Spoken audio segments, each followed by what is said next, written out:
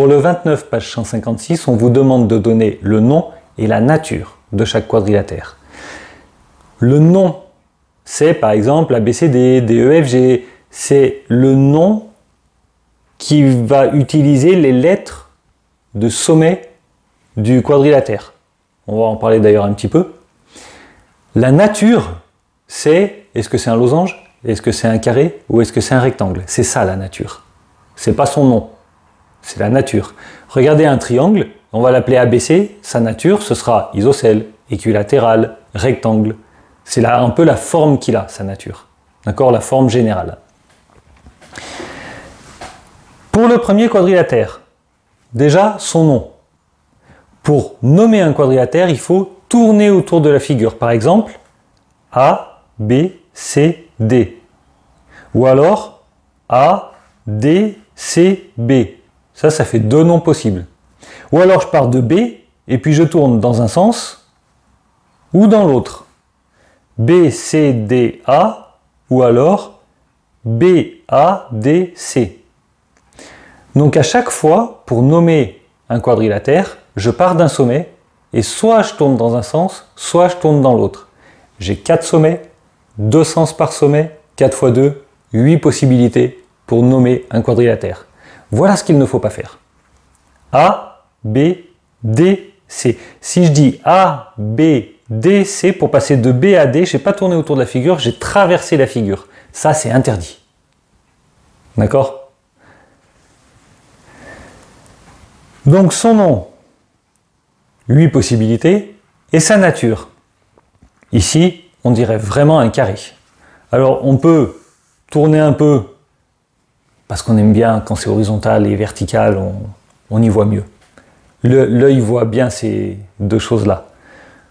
Donc on peut tourner pour se dire ça a vraiment l'air d'un carré, et surtout on peut vérifier les angles droits et les longueurs. Alors vous vous souvenez, pour les angles droits, c'est pas compliqué, on vérifie à l'équerre. C'est pas une preuve, hein. C'est une vérification seulement.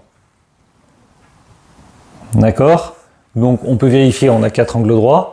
Et pour les longueurs, au lieu de mesurer et de risquer de me tromper dans la lecture des graduations, pour les longueurs, je prends le compas et puis je vérifie que j'ai le même écartement tout autour. J'ai donc un quadrilatère qui possède 4 angles droits à 4 côtés de la même longueur, c'est un carré. Alors il y avait une autre façon de voir les choses, je ne vous l'ai pas dit, mais on voit que ce trait-là, c'est la diagonale d'un rectangle d'un carreau sur 3. Celle-là, c'est aussi la diagonale d'un rectangle d'un carreau sur 3. Donc ces deux-là ont forcément la même longueur. Ici aussi, j'ai la diagonale d'un carreau, d'un rectangle d'un carreau sur 3. Et ici aussi, j'ai la diagonale d'un rectangle qui fait un carreau sur 3 carreaux. Donc les 4 longueurs sont les mêmes. Après, pour prouver qu'il y a des angles droits, c'est un peu plus compliqué à expliquer. Ici, clairement, c'est un rectangle, parce qu'il a 4 angles droits. On suit les lignes. Son nom, E, F, G, H, par exemple, ou E, H, G, F, ça marche aussi. Mais E, G, H, F, surtout pas. Parce que là, on traverse la figure. Donc il ne faut pas.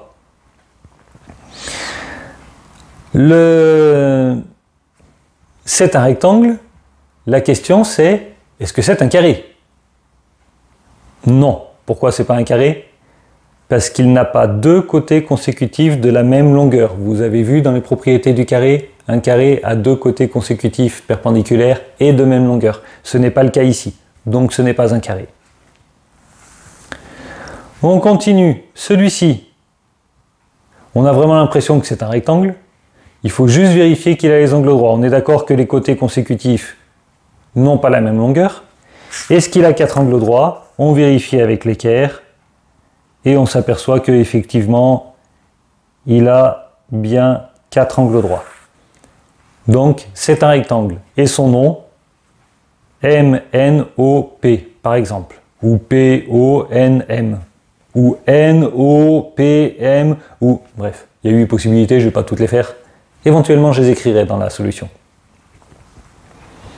Celui-ci, le rouge, son nom, IJKL, par exemple.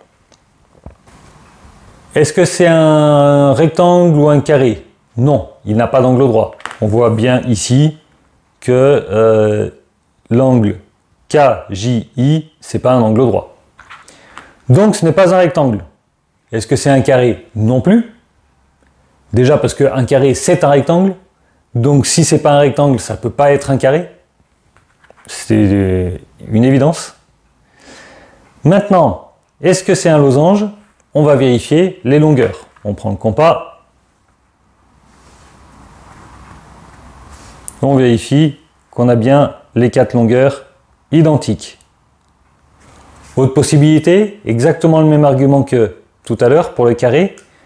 J'ai ici une diagonale d'un rectangle qui fait un carreau sur 3. D'accord, on le voit ce rectangle-là. Donc cette diagonale.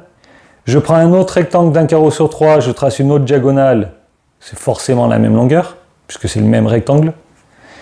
Pareil ici. Pareil ici. Donc j'ai 4 diagonales d'un rectangle de 1 carreau sur 3. J'ai 4 longueurs égales. Petite remarque. Si je place la figure comme ça, c'est toujours un losange. C'est pas parce qu'il n'a pas la pointe en bas que c'est pas un losange. D'ailleurs, tant que j'y suis, ça, c'est toujours un carré. C'est pas parce qu'il a la pointe en bas que d'un coup c'est plus un carré, mais c'est juste un losange. Non, non, c'est toujours un carré. Ici, on n'a pas d'angle droit, on est d'accord. Son nom, QRST. Est-ce que c'est un losange? On vérifie les longueurs. Alors, ok, en face. Très bien, ici. Ah! Non, ça marche pas. C'est pas loin, mais ça marche pas. Ça va pas jusqu'au bout. Donc c'est pas un losange.